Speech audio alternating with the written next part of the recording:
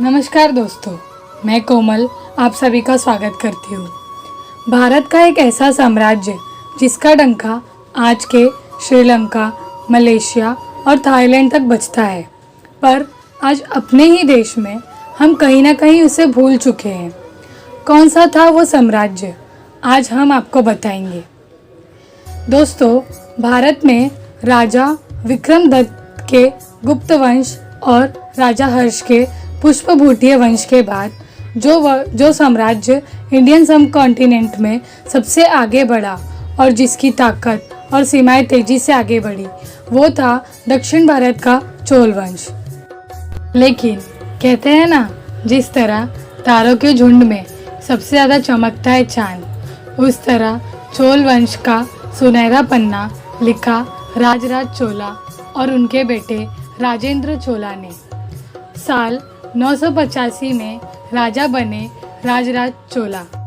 राजराज जी अब तक अरुणमोली वर्मनिया या अरुणमोजी वर्मन के नाम से जाने जाते थे। उन्होंने खुद को नाम दिया राज यानी राजाओं का राजा। राजराज चोल पहले ऐसे चोल राजा थे जिन्होंने पूरे साम्राज्य को सांत्वना दी और मजबूत नीति तथा आर्मी बनाई। और सबसे महत्वपूर्ण बात, कम्युनिटी को जोड़कर रखने के लिए उन्होंने भक्ति को बढ़ावा दिया और मंदिरों का निर्माण करवाया। साल 993 एडी में श्रीलंका के उत्तरी भाग को जीत लिया और उसके नॉर्थर्न पार्ट को अपने साम्राज्य में मिला लिया। ऐसा उन्होंने इसलिए किया ताकि जो साउथ और ईस्ट के ट्रेड और बिजनेस है उनके कंट्रोल में आ जाए। इतना ही नहीं, पांड्यान राजा को हराकर उन्होंने मदुरई को जीता, कर्नाटक के गंगा साम्राज्य के उत्तर पश्चिम के हिस्से को भी जीता और अपने मजबूत नेवी के चलते उन्होंने मालदीव्स को भी जीत लिया। राजराज चोल ने 29 वर्ष तक राज किया, मतलब 985 एडी से 1014 एडी तक राज करने के बाद उनकी मृत्यु हो गई। पर वो एक काम जिसके लिए हम राजराज को कभी भूल नहीं सकते, वो जंग और लड़ाइयों से अलग एक काम था। वो था उनका ड्रीम प्रोजेक्ट तंजावुर का बृहदेश्वर मंदिर, जो 1003 एडी को शुरू हुआ और 1010 एडी में बनकर तैयार हुआ और आज 2021 में इसको बने 1011 साल हो गए। जैसे कि आजकल बिल्डिंग कंस्ट्रक्शन में हाई टेक्नोलॉजी यूज़ करते हैं। आप लोग ने इंडिया में बड़ी बड़ी इमारतें और टावर्स तो देखा ही होगा। जब ऐसी हाई टेक्नोलॉजी नहीं थी तब भी इंडिया में हैरान कर देने वाले आर्किटेक्चर स्ट्रक्चर बने थे। तमिलनाडु के तंजावुर में इस मंदिर की बनावट यानी वास्तुकला जो इस मंदिर को बनाती है अद्भुत। ये मंदिर बहुत अच्छा एग्जाम्पल है द्रविडियन आर्किटेक्चर का।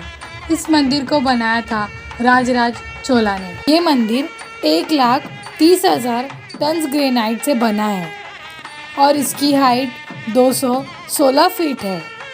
हैरानी की बात तो ये है कि तंजावुर के आसपास लगभग 60 किलोमीटर तक ना कोई पहाड़ है और ना ही कोई पत्थरों की चट्टान।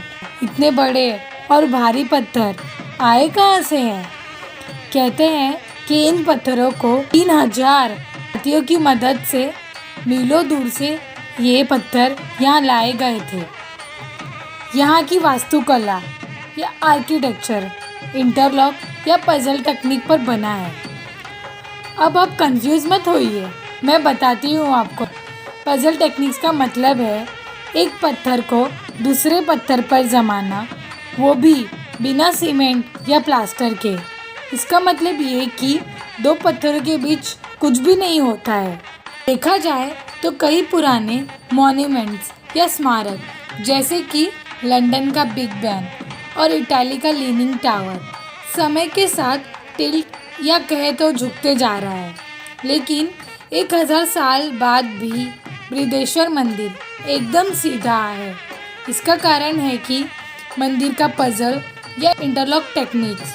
यही नहीं, इसका और एक कारण है इस मंदिर का आधार या कहे तो बेस, जो इतना चौड़ा है कि जो इतने ऊंचे मंदिर को इतने सालों से एकदम सीधा रखा है।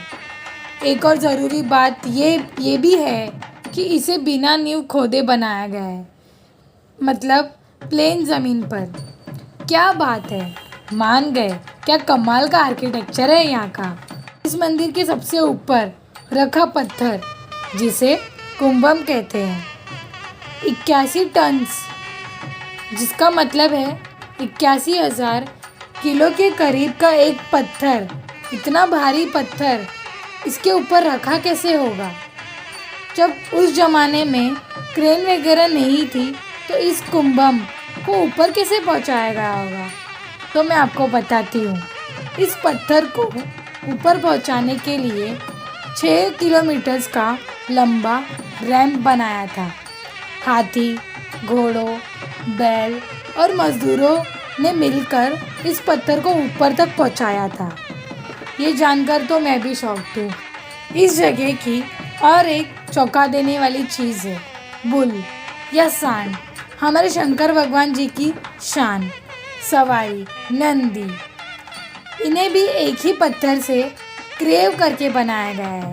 बास्केटबॉल कोर्ट में लगे रिंग से भी ऊंची है इनकी हाइट, 13 फीट। थोड़ा सोचिए, इस बुल या सांड को क्रेव करने में कितना समय लगा होगा। ये सब जानकर और बृहदेश्वर मंदिर को देखकर मेरे मन में एक ही बात आती है कि ये मेरा इंडिया जो इतनी खूबसूरती से भरा है।